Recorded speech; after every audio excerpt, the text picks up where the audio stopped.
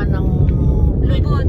lubot sa aeroplano. And then, Nandoon nandoon siya sa lubot ng eroplano. Oo, nasalat doon sa may kahoy sa taas.